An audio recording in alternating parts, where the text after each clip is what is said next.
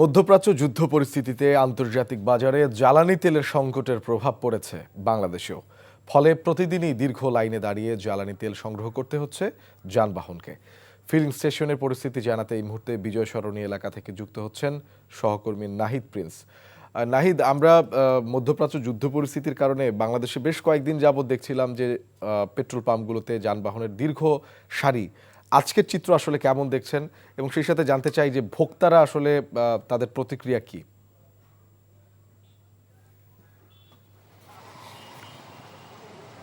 শোভন, বিজয় সরণির যে লাইনটি রয়েছে, বিজয় সরণি থেকে যে এই জাহাঙ্গীর গেটের যে সড়কটি রয়েছে, পুরো সড়ক জুড়েই সেই মোটর চালকদের দীর্ঘ সারি রয়েছে। তারা বলছেন যে বেশ কয়েকটি পাম্প ঘুরে এই বিজয় সরণি পাম্পে এসে তারা ঠেকেছেন, কারণ যারা রাইড শেয়ারিং করেন সেই সব চালকরা কিন্তু হতাশায় ভুগছেন, কারণ বেশ কিছুদিন ধরেই এই তেল নিয়ে যে টানাপোড়েন চলছে, যে 1 ঘন্টা লাইনে দাঁড়িয়েও তারা তেল পাচ্ছে না। তো বিজয় সরণি পাম্পটিতে তেল রয়েছে, তারা বলছিলেন যে 41,000 লিটার তারা অকটেন সংগ্রহ করছেন।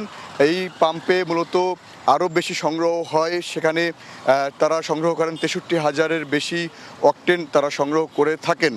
তো সেই খান থেকেও কিন্তু তারা অনেকটাই কম সরবরাহ করতে পারছেন, কারণ এই রাজধানীতে যতগুলো ফিলিং স্টেশন রয়েছে প্রতিটি কিন্তু তারা সরবরাহ অনেকটাই এখন বর্তমানে কম। এছাড়াও অনেক পাম্প ইতিমধ্যে বন্ধ রয়েছে, কারণ অকটেন ডিজেল সংকট তাদের রয়েছে। তো এই রাজধানীর বেশ কিছু ফিলিং স্টেশন ঘুরলাম, সেখানেও দেখলাম যে সরকার নির্ধারিত যে রেশনিং পদ্ধতি সিস্টেম করা হয়েছিল, তারপর উঠিয়ে নেওয়া হয়েছিল, সেই পদ্ধতি কিন্তু এখনও রয়েছে। কারণ বাইকাররা বলছেন তারা লিমিটেশন যে করা ছিল সেটি কিন্তু এখনও রয়েছে। তো তারা 300 টাকা থেকে 500 টাকার বেশি কিন্তু কোনো ফিলিং স্টেশনে তেল পাচ্ছেন না।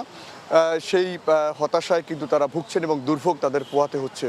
তো এই ছিল আমার কাছে রাজধানীর বিজয় সরণি পেট্রোল পাম্প থেকে সবশেষ। দর্শক, রাজধানীর বিজয় সরণি থেকে ফিলিং স্টেশনের খবর জানাচ্ছিলেন সহকর্মী নাহিদ প্রিন্স।